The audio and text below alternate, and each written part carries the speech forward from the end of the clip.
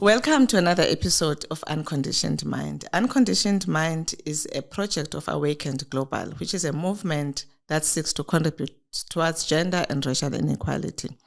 In this season, we're talking entrepreneurship and personal development.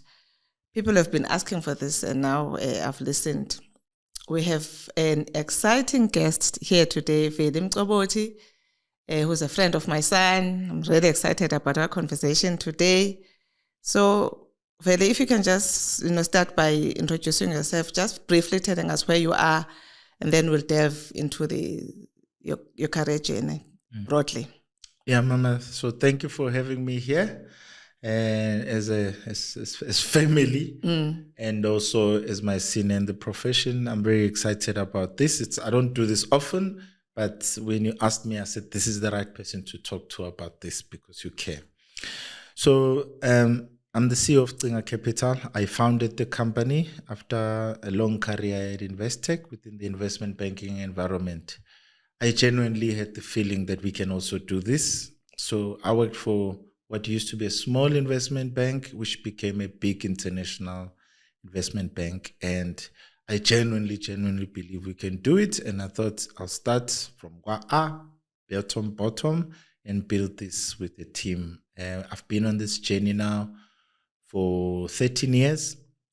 It's been very hard, and sometimes you think you could make more progress than you should, but we're here, and every day we add another 1 millimeter of layer into the business.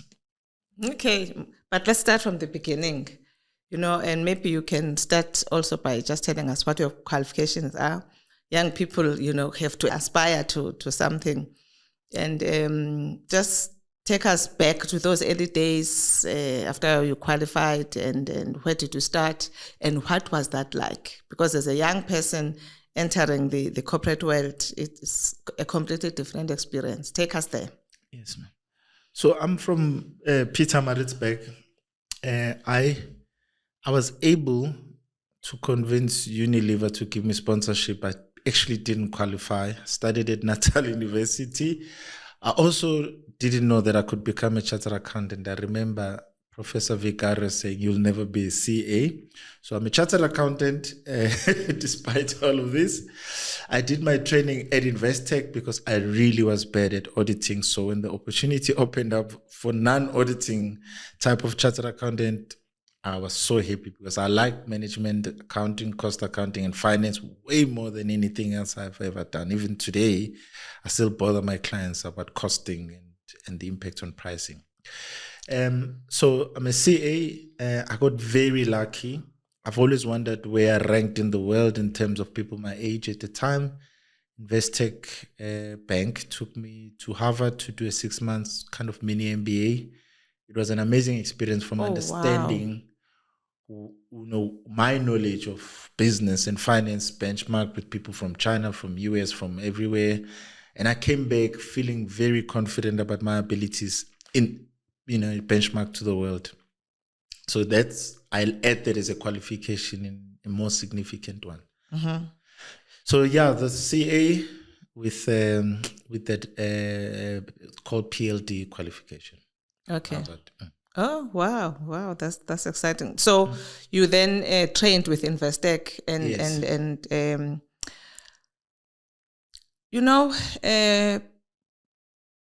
especially young Black people and women just walk into corporate and for the first time.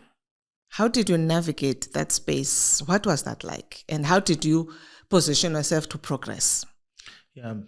Thank you for that question, because it's one thing that I wish young people could get some kind of training, preparation for. In fact, we used to do it at Investec with summer and winter courses. I don't remember what we called them. So I moved from a guy who used to carry a knife and at some point a gun, got to university, and it's the safest environment I've ever been since I was born.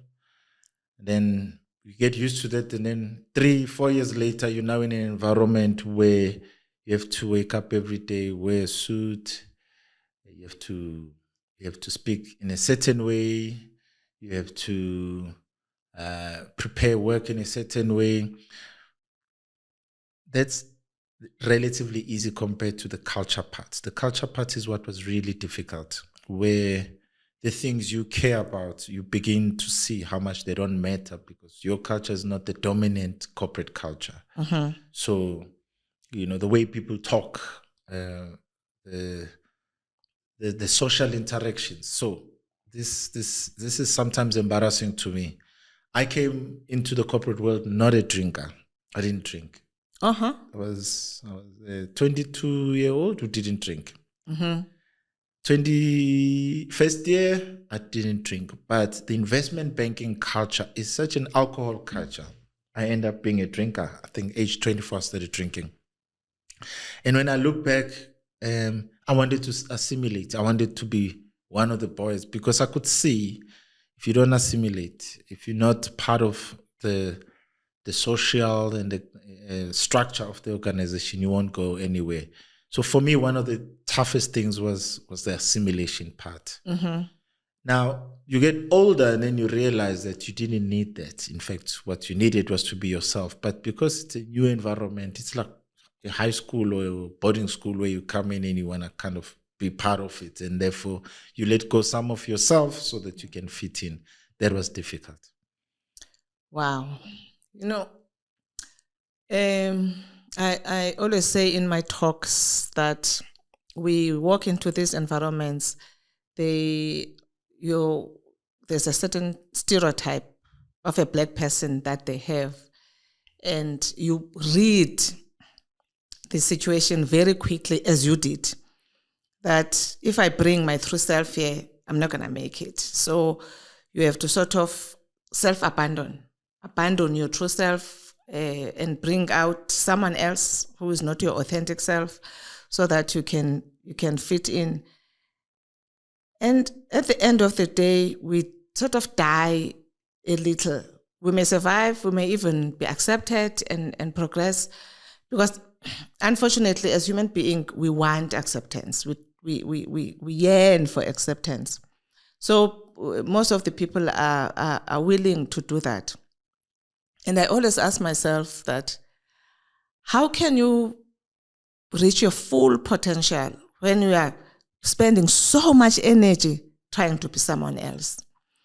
So you assimilated, you sort of, try to make it there.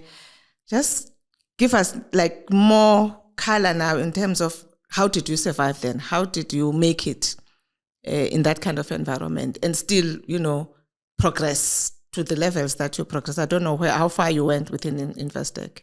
And I'll explain that I did pretty well. I think I got to a point where when there was a meeting of, I think, top 20 executives in Mauritius, I was there. So I knew that I was doing well. I was a principal in the private equity division within investment banking. Did a lot of transactions. But for me to get there, and I did get lucky in a few instances. So I did a very intensive course on self-development. It used to be run by a guy, Baruch Banaya, is since passed on. And acceptance was the major part of the course. It was a tough course. You had to confront yourself. And self-acceptance became the way I lived my life. And then I started being seen as someone with a chip on the shoulder. And I remember my boss, an amazing lady called Carol Mason, she says to me, "What do you want to achieve?" I said, "Carol Mason, you won't believe. I just want to leap out of bed to come here. I don't want to drag myself because this is my life. I hate that I drag myself to work. I want to leap out of bed to be excited to come to this environment." And I when I said it, I remember thinking, this I'm going to push for no matter what. So I started becoming this guy that thought he was important or with a chip on his shoulder. But then I knew that the attack will come, so I needed to back it up. So me wanting to be myself so badly forced me to be a performer because I needed to shut the noise about my performance so that I can really be myself. And I could see that the only way for me to do what I like and be me is to perform. And that's how it changed. I was a very typical young professional on the phone with the friends on Monday, doing the bare minimum and seeing, the white guys as, geez, these guys put a lot of effort. I just put what I can. And at the time, because there was not a big number of black people, you kind of saw the people didn't care about your performance because they needed black people in the company. And it's very sad in the finance and accounting fraternity that a lot of us are just there to fill in the numbers and no one expects much of us. They get so surprised when you start delivering and it's like, okay, now you start demanding what you want. You demand more bonuses, you demand acceptance, you demand to talk about Chiefs and Pirates on Monday, not just rugby and cricket. And people are like, who the hell do you think you are? But who the hell do you think you are can be one of the best things that happen if you're willing to back it up. It has to be so important to be you. Then, I don't like Elon Musk as a person, but he has invested so much just to afford his opinions, just to be able to be who he is. And that's what I believe, that deliver to the world, give the world something, but what you need to take most importantly is who you are as a reward. Who you are authentically is the only way, the reason God has put us here to contribute as who we are, not as some figment of other people's imagination or something acceptable to other people. Wow. So that is the most expensive thing in my mind. Who you are is the most expensive thing you can ever have to afford to. Who you are, an opinion, to say, I don't like this person, I don't want to work with them. That's a big thing. It means you have to earn it and you have to push and work very hard to earn that stuff. Yeah, I suppose. So that's how I turned it around. Yeah. You actually made the right decision, because people, they get stuck in blaming and entitlement, and with that chip on the shoulder, and no one is going to take you seriously because of the chip on your shoulder if you're not performing, as we are saying. And when you function from knowing who you are, then you can reach your full potential, as you've just confirmed. And people, I always say to them, if you're just protesting to be recognized and appreciated, it means you are also not sure of who you are. And people can see that, because when you know who you are, you don't have to protest. You prove this is who you are. You show people this is who you are. Because from a very young age, because I grew up with a low self-esteem, because I was quiet, and my mother was worried about this quiet girl, and just fearing that I will not make it in life. When I found myself, and realized that I was never this thing that I thought I was, I didn't do this consciously, but I must have, because I vowed that I will never allow anybody to ever again to define who I am. So when I walked into corporate spaces, you are judged as you walk in. You're a black woman. No one takes you seriously. I never even, fought for recognition or anything like that. I just would say to myself, your opinions of me do not define me. You don't even know me. And then I would prove who I am. I would perform, and then, as we are saying, people are certainly surprised, and they take you seriously from there, and opportunities open for you. You don't even have to fight for them. I share in my book a story where I'm given this opportunity to audit a bank. You can imagine, I trained in Tata in the former Transkei. So I was second year, articles, fortunately I qualified in my second year. So I go and, to start this project, I'm the lead auditor on the job. And I asked for the bank manager. I'm taken in. The bank manager, the lady opens the door to usher me in. He just sees, this is so-and-so from this firm. Go away, I'm busy. I go back to the office. I'm determined. I'm not going to go to Dark Southgate to help me. Second day, same thing. Third day, I had a strategy. I didn't talk to anybody. I just stood by the door and waited for a client to leave. And I came in, same thing, go away. I just shut the door, sat down. And I said, 26 years old, to this big Afrikaner man, apartheid South Africa. You will see me. I have a job to do and I can't start this project without you. I'm the lead auditor on this job. You could just see, man, that energy. Because of the way I said it, I knew who I was. I was not apologetic. I was the lead auditor here. I was not a black woman. I was a lead auditor.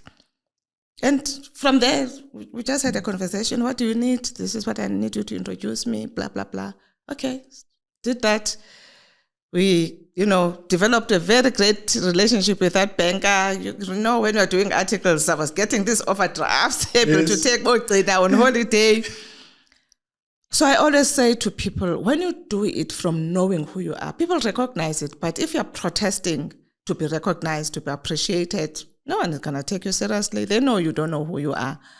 What you are saying is that you realize that I have to perform. I'm not even expected to perform, but I have to perform. So how far did you go at Investec then? Yeah. So. And how long were you there? No, 12 years. Oh, wow. Wow, that was good. I have to tell you, I had so much fun. That is one of the best working experiences of my life. Actually, better than entrepreneurship. It was a lot of fun. Because once you know who you are, people fall in line naturally. I started having meaningful relationships with senior people who could help me. I started being a good originator, finding new clients. I started making money for the bank. After the Harvard thing, I thought to myself, the guys I admired were still in the bank, but they had started new divisions. So one of my favorite people were Hendrik du Toit, who started asset management from scratch. Andy Leith, who started corporate finance at Investec from scratch. Thomas Prince, my late friend and boss, who started private equity, who was the main guy that I worked for. Amazing human being. So I'm looking at all these guys. They're still here. They're still healthy.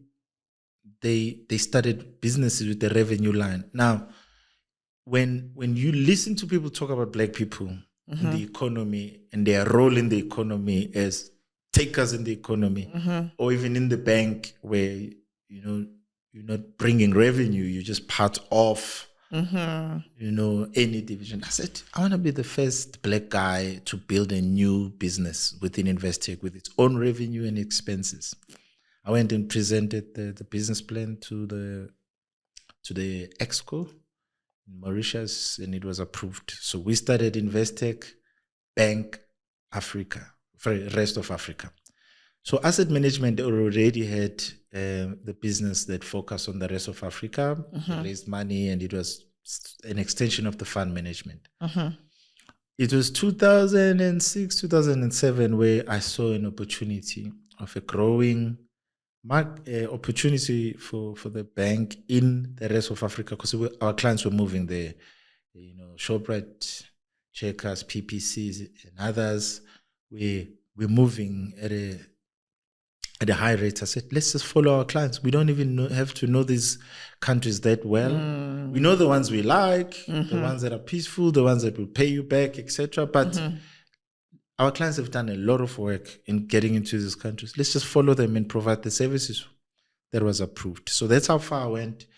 I left as a founder, head of Investec Bank Rest of Africa. Still exists today. It still exists today. Yeah. Wow. And for me, that was my introduction into entrepreneurship. Anyone who asked me, why don't you start your own business? I used to tell them, I live an amazing life here. I drive a Mercedes-Benz. I don't see the need to go and suffer out there. I don't see myself as an entrepreneur.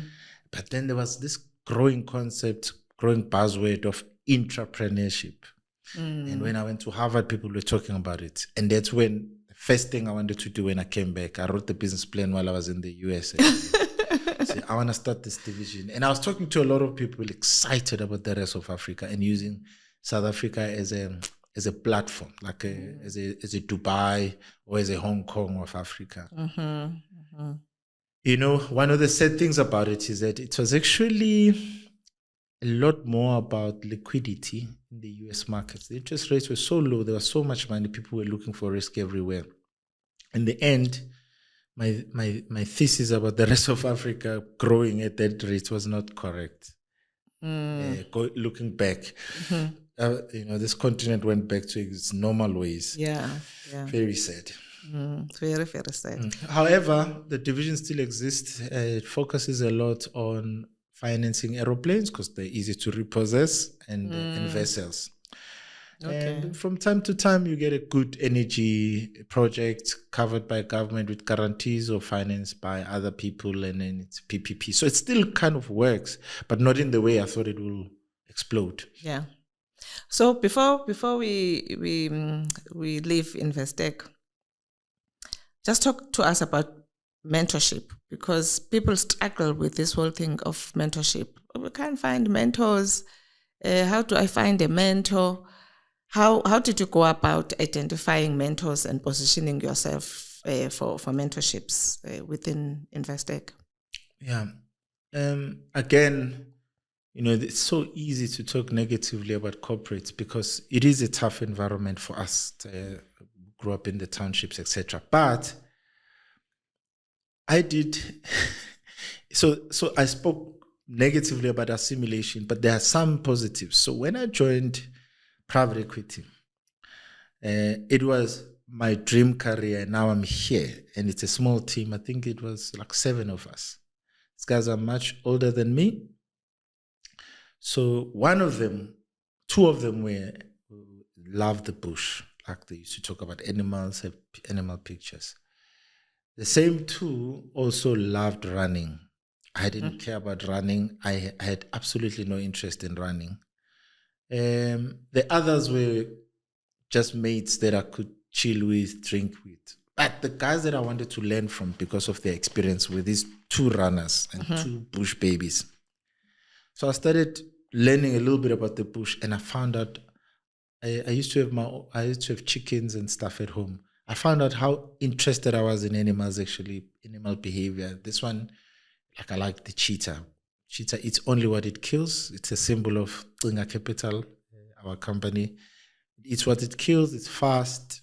It's got a lot of traits that I like. So I started learning about this, and now I had something to talk about with them. I watched this documentary about lions killing hyenas.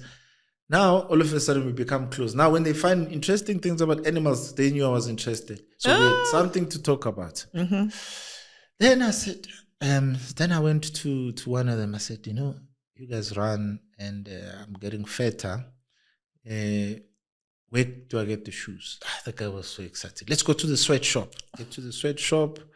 They show me the different shoes. They measure my feet, how I run. And here's your S6 pair. Now this guy started running together with me. And they were so nice. I mean, they ran comrades a few times. So I was new at this. I was heavy. And they got me into it. Up until today, I run an average of 40 kilometers a week. No wow. Fail. And it started by this assimilation thing. So as once you know who you are, you can pick and choose what you need. But for me, the intention was to get close to these guys. And my God, I got close to them. Because I started talking to them about things that they like. I started golf the same way. And I love it. So yes, some of it is assimilation and you kind of drag yourself into it. But you also find that in this new world, there are things that you actually like that improve your life, like golf and running in my case, and the bush. Like my kids hate it, but I almost forced them to go with me to the bush. And then here and there, I'll do a beach holiday. But really, I love the bush so much. Oh, in fact, one of my biggest pleasures of my life was I took them to the Masai Mara. It was not the first time because we had gone with Investec, and I said, you have to see this. It's one of the most amazing things, better than Disney World. So yes, I used their interests to get close to the mentors, and they were so happy to help me with anything. 7:00 meeting before we start, can you just have a look at this document and tell me? Brutal feedback, but it comes from, hey man, you're my mate, we run together, then I don't know who you are and you're wasting my time. So they were happy to put time, because I became a mentee, someone that they were interested to develop, because I was interested to also give a little bit.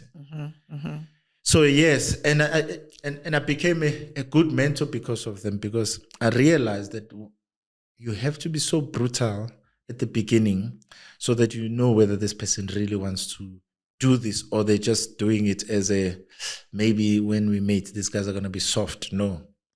I became very brutal. Some of the guys that are mentored at Investec now are captains of industry, because I didn't lie to them.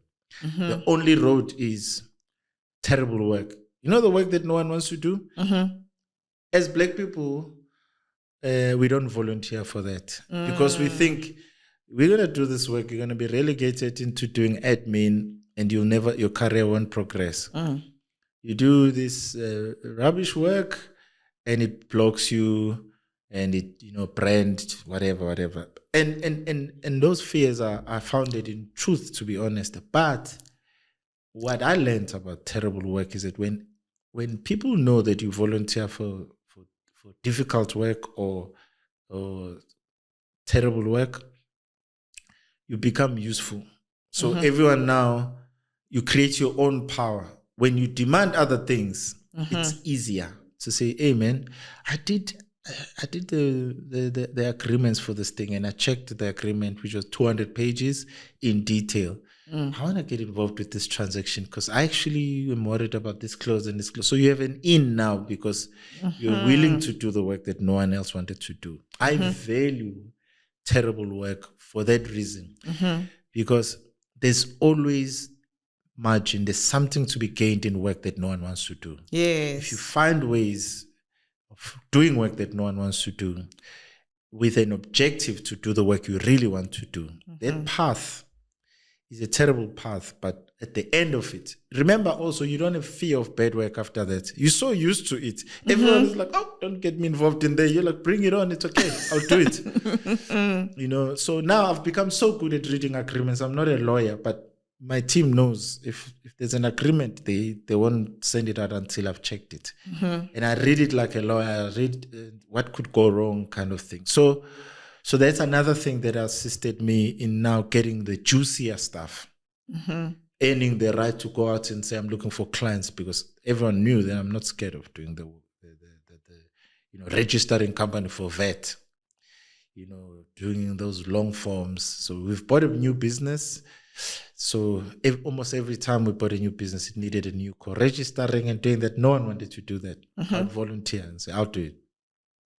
So there's a lot of attitudes that we generate correctly about kind of, why am I doing admin? Why am I doing that? But if you know who you are and you know where you want to get to, you can use that as a superpower, because no one wants to do that stuff. And you become special by volunteering, not even being forced to do it. Just say, I'll do it. Yeah. I'll do it. Yeah, such good advice. Advice. I mean, I like this part about feedback, because people struggle with feedback. It's painful. Because, we've got, don't know whether small egos or big egos. But for me, the fear of feedback is just such a stupid thing, because how else are we going to grow unless you have to face the truth about where you need to grow, right? So I know that even as leaders, we don't appreciate the feedback, but how can we grow as a leader if we don't allow our juniors to also, tell us, how they are experiencing us? It's very uncomfortable, ma'am. I have a story that I was thinking about yesterday when I was preparing this about feedback. So if maybe you can indulge me. A friend of mine, among my friends in Pietermaritzburg, their family was the poorest, but he ended up being the most spoiled. Okay. The least likely to put effort and with a very thin skin. And so my mother used to come home late, you're going to get a beating. You don't do what you're supposed to do, you're going to get a beating. My friend's mother used to say, oh, mtanami, ukhule hlupheka, sahlupheka, ningamthumi, he mustn't work. Oh, mtanami, nkosi yami, siyasihluphekela thina. So this guy internalized poverty, internalized being a victim, so much so that anything he's ever tried, he expected people to accommodate him, feel sorry for him, understand that he deserves more by doing less because he suffered. And when you extend that to, and maybe it's better now, we grew up in an era where we constantly knew that we had a system that worked against us. We grew up in squalor. And hey, man, the world must give us something now. We've suffered enough. And then you get to the world and the world says, no, I actually want more from you. I don't care about your background. I want you to perform at the same level as a private school kid or as a kid who went to Model C school.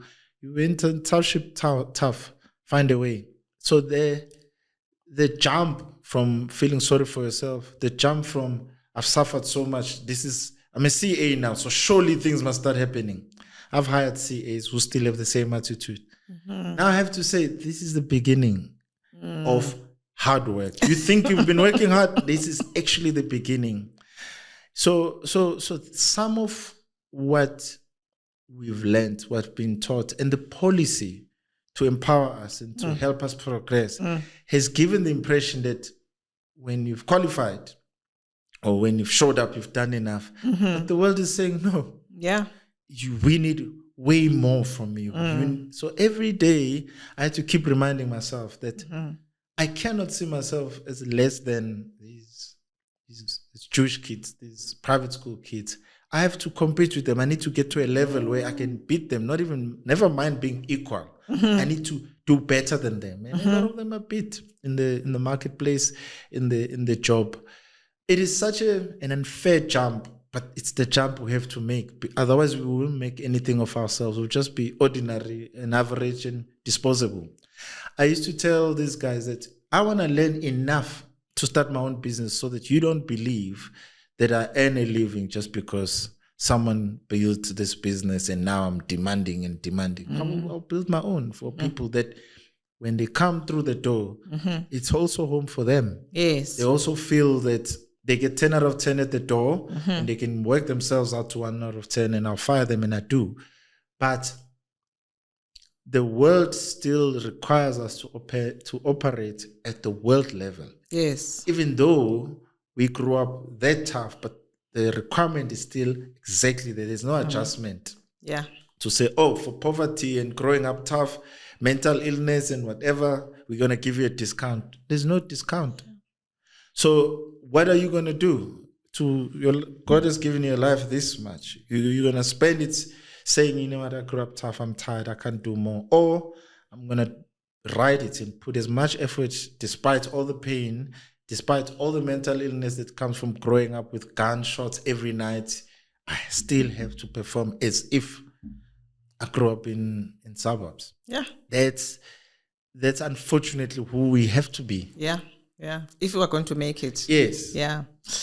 Okay. Before we go, I'm excited about the entrepreneurship journey, but I have to ask you this.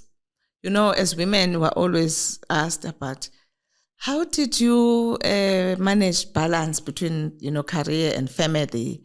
But men are not asked this question. And I always wonder, but there are two parents here. It's not just the woman who is a parent. There are two parents. So we should be asking this question from both the women and the men. So how did you manage balance?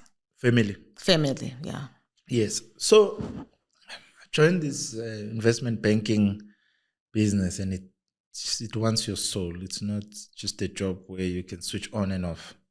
even at night, you have to either work or think about how you're going to solve the problems tomorrow. But in some cases, just garner strength to deal with whatever you need to deal with. My young wife at the time worked for Deloitte. Same problems. Now we had children very young. So now I'm new at Investec, but I also have a newborn baby. And she's struggling. I'm struggling. About 4 years later, when I was making a bit of progress, she said to me, listen, I'm depressed. I hate my job. I hate my bosses and stuff. She's such a good mother. I said, hey, man, if you want to stop for a while and see and figure out what you want to do, I'm progressing nicely in the bank, so I think I can handle both of us and the kids. That was my, what's the word? That was my way of managing my role in raising the kids. And then, so homework and everything, it became a job, and she did an amazing job with these kids. And it allowed and freed me to do so much within the bank, to create relationships, to find myself and whatever else that I needed to do. Because you need to wear this armor when you go to corporates every day, and you need to be strong. You can't be tired from doing homeworks or looking after the kids. Yes, I've been a present father, and I enjoy being a father because I had a terrible father. So it's something that makes me feel alive to be a present father, play with the kids, teach the kids.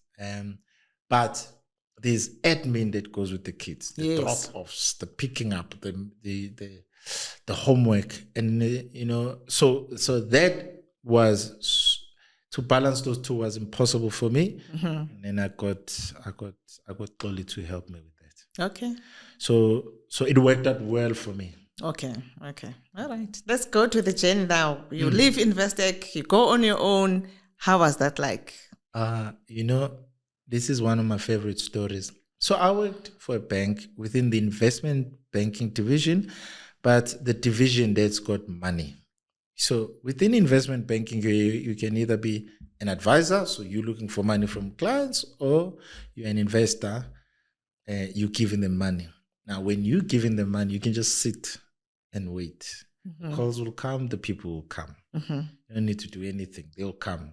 Now you're just sifting. I like this. I don't like this. We like this. Oh, we've got a little criteria. It was easy.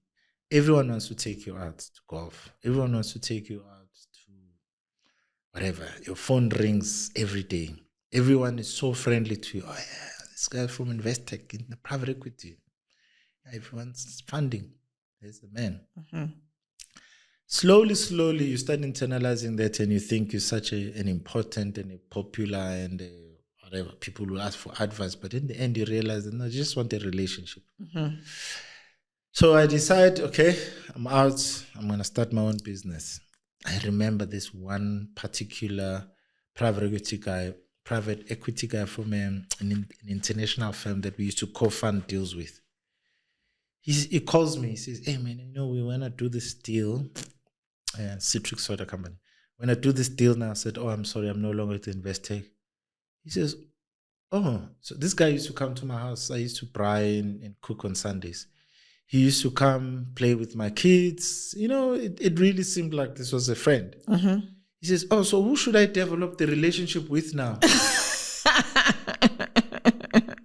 said, oh, yeah, my friend and colleague Bukelo, here are the details. My phone stopped ringing. When I was preparing to leave Investec, a lot of guys said, oh, man, because I served a long notice because I was senior. They're like, oh, man, we will support you, blah, blah, blah. Zero. It is, this head of a corporate is so big in which doors get open for you, which conversations you have, the quality of the conversations, the quality of the commitments people make. So I became, one of the harsh truths were I partnered with some of the clients I had at Investec in investment. So take some of my pension, we invest in this company. I like the company, but hey, I'm working with a billionaire here, so I should be good. To put it, people steal your money. When you invest tech, they don't. When you're an individual like me, the CEO has been stealing material. So there's 2 delivery points. I wasn't aware. Still rods gone. You see revenue going up, cost of sales growing faster than revenue. As an accountant, this is weird. They explain it away. You ask again, and then you start thinking, maybe I'm an idiot. Meanwhile, so entrepreneurs that we invested behind stole me blind. The clients that I thought I was going to get and partners that had committed to work with me. So I thought to myself, you think because you worked at Investec as an investor, private equity, you're going to do it as Veli. It's not going to happen. Wow. I lost so much money so quickly. Sure. Then I had to say, okay, what do I do now? Then I thought, a lot of people keep coming to me for advice. And I think I'm going to formalize this advisory thing and actually do it. At least I'm not putting my money anymore. And it started working. I was very surprised and the basic stuff. Everyone wants to buy a business, but they don't know how to do it. The process that's involved, the legal, the tax, the due diligences, how to read accounts, but people had money. And then the NEFs, IDCs and all, there's a lot of guys that are backing, but they don't know what they're buying. They don't.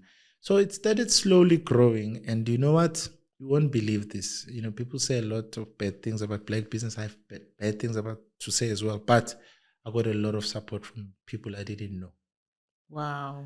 My first client, who's still a friend of mine, came to me. He says, my brother, I'm in trouble here. I need money quickly. Can you help me? I said, what have you got? He says, I don't even know where to start.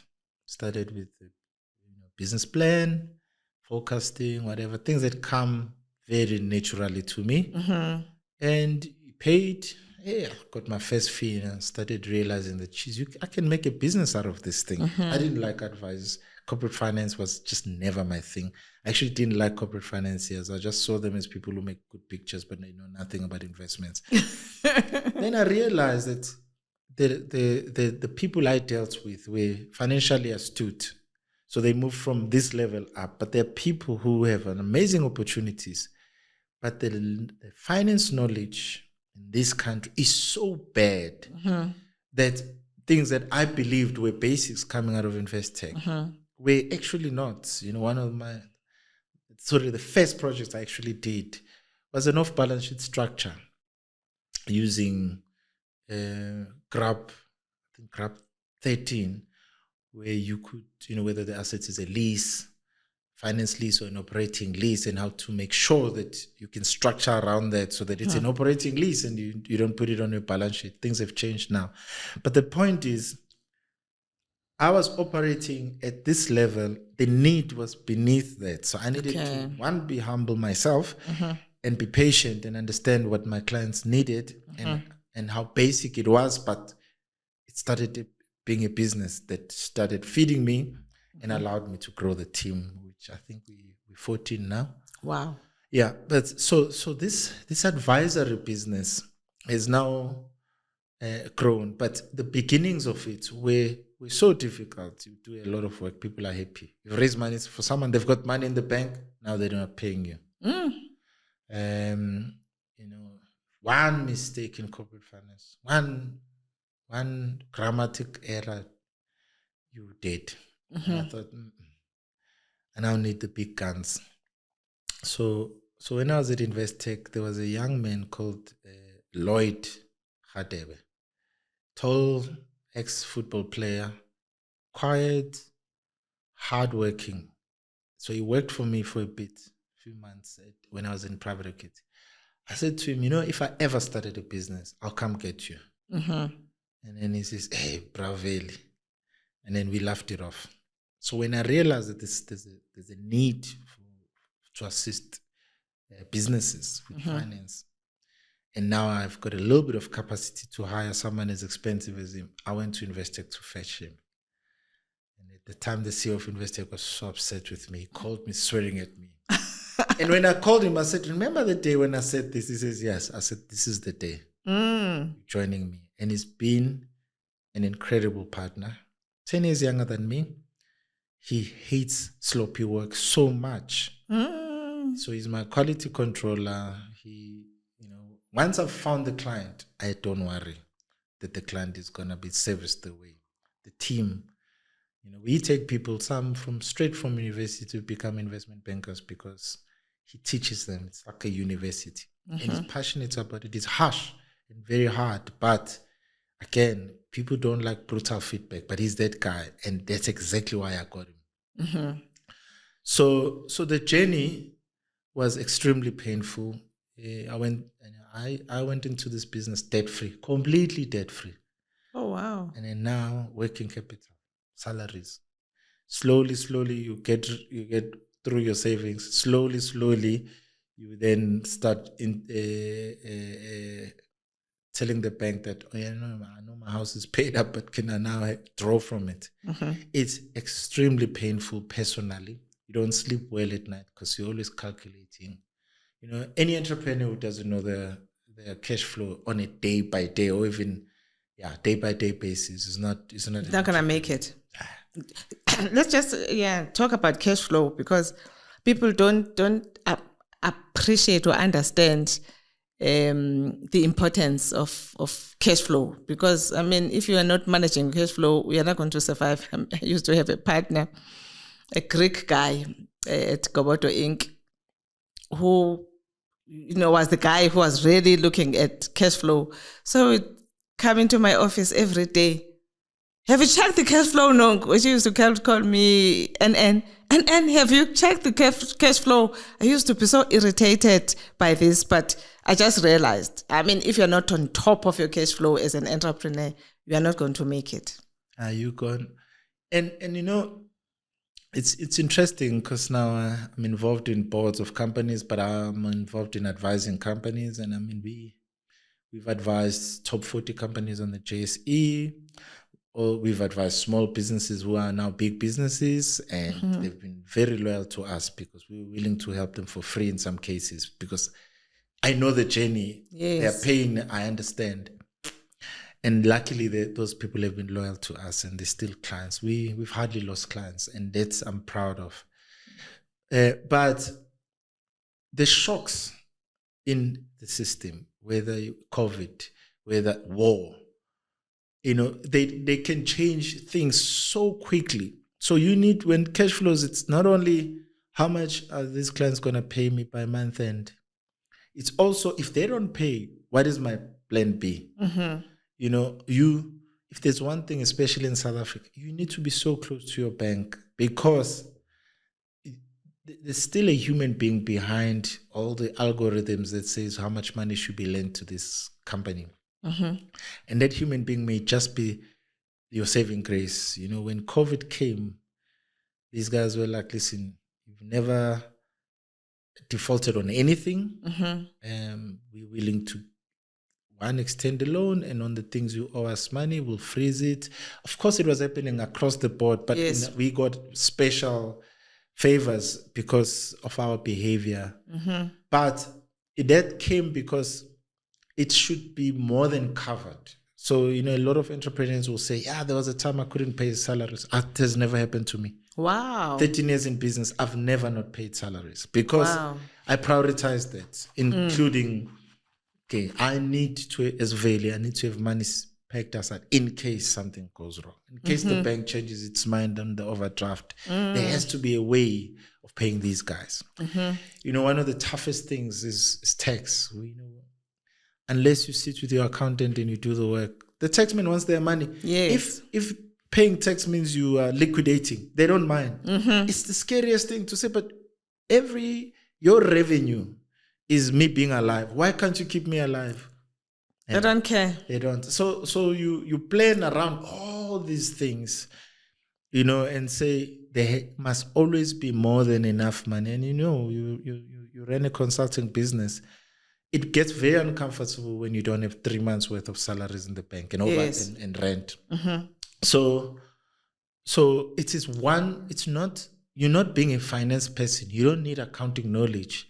to understand the importance of cash flow. All you have to do is, you know the number, you know your salaries, you know your rent, all the things.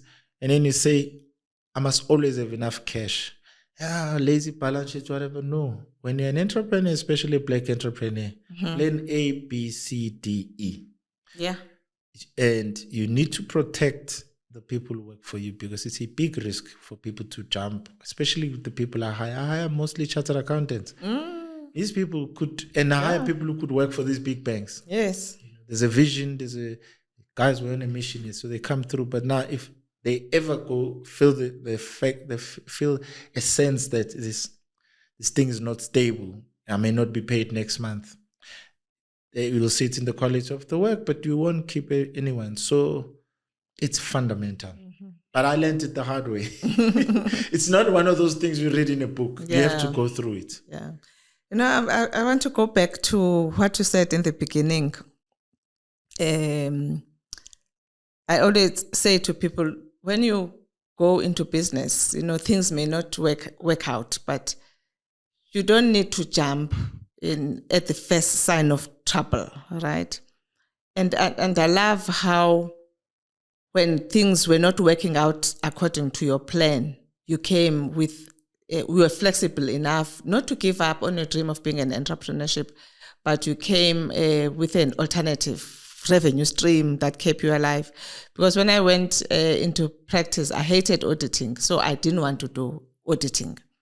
I wanted to focus on consulting, but after the first year of consulting, I realized that this thing of consulting is not stable, because if a client today, tomorrow you don't have a client, you may not have a client. So although I don't like auditing, I have to add auditing as a revenue stream, because I mean there's annuity income there. When you have an auditing client is there, you know, for a long time, you know, next year you're still going to do it. So I had that flexibility of adding that revenue stream, which is the one that actually enabled us to grow into, you know, being a big black accounting firm. So just take us through your how you made those decisions at that crucial time, and why you didn't quit. How did you realize that I don't have to quit, but I can do something else, which ended up being a big success? Yeah, thanks for that question, Mama, because I think, you know, I like talking about it because hopefully at least one entrepreneur will learn from it. So, as I said, the first thing starts with self-knowledge. Once you know who you are, a lot of things become clearer. You know, when you live the life where you're worried about how people see you, you know, do I look successful? Do I look unsuccessful now that I'm struggling or whatever? So when you know who you are, the flexibility comes because you know your own. Okay, I can't fall below this. Yes. I'm a father, so my kids must stay in the school. I'll do whatever it takes. My team must get paid no matter what. So there was a time when I wanted to now hire professional corporate financiers. I knew I couldn't afford to give them the comfort that they will get. Remember, when you hire an investment banker and they have shares in Nedbank or Investec worth 8 million, you have to pay them 8 million to join you. You have to make them whole. That's what the HR people tell you. Wow. So now, these are very expensive people, but you know the value they can generate. They've got templates, they've got ability beyond what you can think. You know, become a corporate financier, it's a very painful thing to learn, but once you're there, you can teach other people, live with the template, you know how things are supposed to be done. So as much as these people are expensive, but they save you a lot of time in building the capability and the quality control. So I went to the guy and I said, listen, I've got these youngsters here. I have a lot of respect for them. I love owning this business 100%, but I can't. Can you come in as a partner? Look at what we can do. The guy was excited. He said, I'm in. Here's the loan and here's the equity. Go. And I'm very thankful for him, Peter Malungan. Because without him coming in and helping me to move from this level of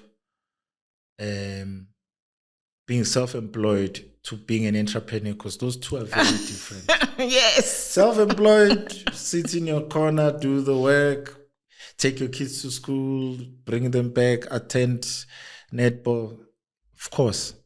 But entrepreneurship is something completely different. Now, when I've got these youngsters that are so smart, cum laude, one of them was cum laude, the other one average A. Because I wanted the best guys. I didn't want this thing of I'm a black firm, I don't need to have to hire the best guys. These are the guys that even today, they still get offers from big banks to say, come work, we'll give you so many millions. And I had to convince them of the mission. This is what we're trying to do, guys. It's a long-term thing. You'll make money out of it, but most importantly, you'll have a meaningful life of building something that will be your legacy for your kids, and they bought into the dream. Even today, they still buy into the dream. So I had to let go of a big chunk of my business to survive, one, but also to grow. And it worked. And then now we're in the new level. Now we can go to Exaro, we can go to Growth Point, we can go and provide a service, because the team is on par with Goldman Sachs, on par with Investec, on par with RMB Corporate Finance. And it was so much fun to see ourselves now in that league. Competing at that level. At that level. Wow. That was, but it meant a bit of sacrifice. And then obviously, the partnership didn't work out. The objectives, the age, where the business was and what the business wanted to do. There was misalignment, we had a chat. But now, back on my own again. How do we do this now? It was very difficult. That was probably the most difficult. That's when I dipped into my savings. And then COVID hit. I've got this big debt. Now the COVID thing comes. But, it's very difficult to tell young entrepreneurs to pray for difficulty, because Jesus, why should you? But my God, what a blessing. That year, those 2 years, I got so sick. Those 2 years were the most important years of my life, because they removed fear. All the bad things that could happen, happened. That year, those 2 years. COVID. And I remember telling my team, okay, guys, we're in this huge debt. I thought we could pay it, but now we're working from home. We can't do this job from home. It's a very difficult thing to do from home. So I'm sitting there for the first time in my life with my kids for more than a month. I'm like, my God, these are good kids. And I'm enjoying being with them. My business is gone. Clearly, there's no way I can survive this. I have debt. But I'm enjoying just being with these kids, and I'm enjoying being grateful to God that I could have a life. I live in Sentin, I have kids in private school, and they're stable kids, they're well balanced. I read a horrible book about Spanish flu and how many people died. So to me, it was like, geez, people are going to die. It's going to be horrible. I need to teach my kids a lot of things in a hurry. We're in war here. And, some of them I could see, okay, we're scared, but they're so willing to say, we're going to fight this as a family. And to me, the fight was how not to be fat while we're sitting at home and doing nothing. So physical, how to maintain the spirituality, how to still work. How do we make sure we eat? Even my youngest one learned to cook during that time. Wow. To make our own food, everyone had a task. Andile, my second born, our task was to keep the family together. We had a program, and we had to make sure that we wake up every day at 6 and we do this, we do that. The confidence that gave me as a human being and as a leader. Wow. Because, if there's one section in your life that won't listen to you, it's your children.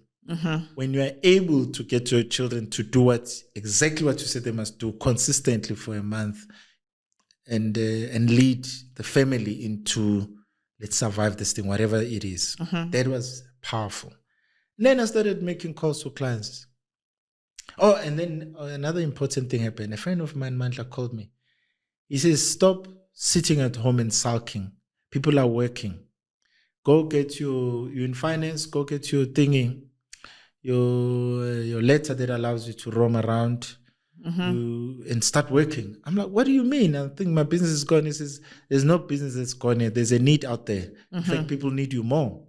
I'm grateful to Mandla for calling me. Just woke up but now I wake up a very different man with a lot more confidence. Wow. To say, man, I've been lucky enough.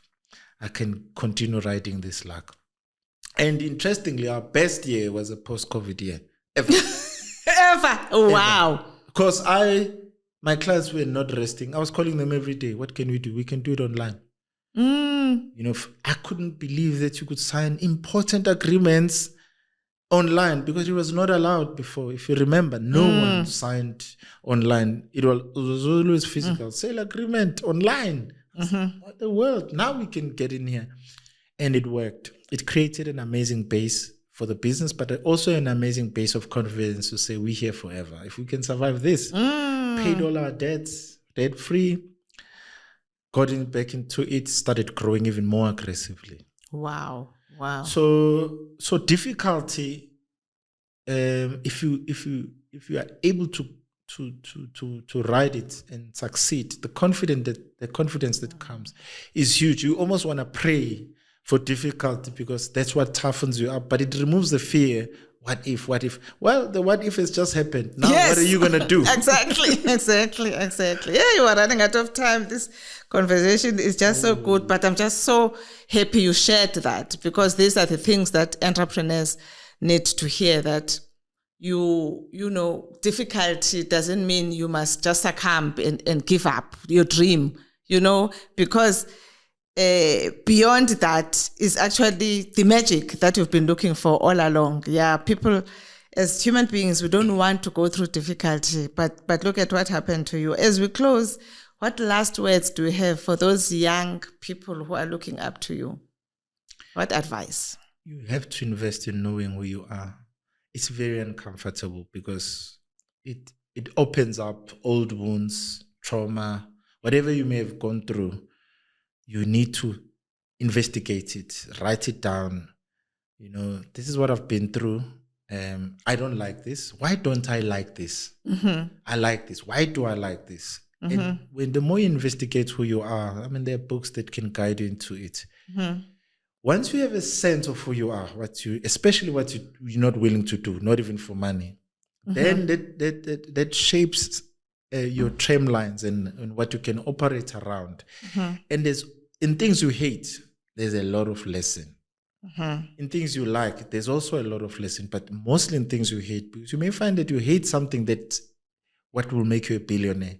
If you could just stretch yourself a little bit, maybe you the reason you hate it is not a real reason or a good reason to hate it. It's actually where your pot of gold lies. On things you like, those will motivate you to leap out of bed and give joy to your life and make it not feel like working. So invest in who you are. And then most importantly, you have to compete with the world. You cannot compete with other black people. You cannot compete with your age mates. You cannot compete with your schoolmates. You have to say, where is the world in this sector? Whether you have matric, whatever, what am I good at? What is it that I can say to people, you know what? I may not have education, whatever, but this I'm good at. No, I don't care who you are. I'm good at this. I'm just good at this. God gave me the talent to be good at this. And you need to grow from that. You do the difficult things, but you grow around what you're good at. Grow from strength, because what you're not good at will always make you feel like you're not good enough. If you grow using the confidence that comes from what you really like doing, and then you overlay it and not avoid the difficulty, because what you like gives you energy to then conquer what you may not like but good for you. So self-knowledge. We don't believe this, and people say it. Detail is everything. If you are able to understand things for what they are, what is it? What is its nature? What is it? Turn it up and down, obsess about it. I'm almost sure without obsession, there's no real success. You have to almost obsess about it. What is it? Why? What? is there another way of understanding this? I do that with businesses. I love businesses, revenue models. Why is this person able to extract so much from this? Why are they good at it? What is the client need that is satisfying? Is it emotional? Is it real? Is it risk? Is it fear? What is it? So when you find something you like that much, then attempt to be a world expert in it by immersing yourself and being obsession. If you're working only for money, no matter how successful you are, you won't even value the money you've made. There needs to be so much passion to what you do. If you really want to do this, right? If you're bribing people and getting money, listen, do you. But if you really want to be an entrepreneur, world-class entrepreneur, obsession is part of it. And patience. Some days will be so bad and you'll be so guilty that I haven't done much today. I'm tired or I'm uninspired. Left work early. I love gardening. Just do my garden. But the guilt is always there that I didn't do much. But every day there must be 1 millimeter you've added. So that over time, you can see, you look back, you're like, my God, we used to worry about this. We don't worry about that anymore. We used to worry about this because every day you need to throw in something in there. Every day. Every day, feed your business with something it didn't have before, no matter how small. But it means you need to buy into what you're doing so deeply, because to do that is years. I've decided there's nothing else I want to do with my life except for this. And that gives me a lot of peace and understanding that every day I have to do this. You wake up and do this. And it's natural now. I actually feel odd when I don't do it. But it's a mission. It's a life mission. I think that's what takes you there. We're still in the world standard of what we do, even the South African standard, we're still in infancy. But we've got paying clients that admire us, that feel that they get, if we charge them 600,000, they feel that they're scoring R1 million worth of work. As long as your client values your work more than what you invoice, you'll survive. But that comes from a lot of sacrifice. Wow. I love the whole thing around mission, because that's what used to drive me, that I'm leaving a legacy for future Black people, that a Black person must look at Veli Mcobothi and know that I can also do it. Because if we don't do it, if we don't set, those examples of role models for Black people to believe in themselves, we're never going to turn around this continent. Thank you so much, Veli, for this interview and these great insights. I'm so excited. Thank you so much, man. Thank you.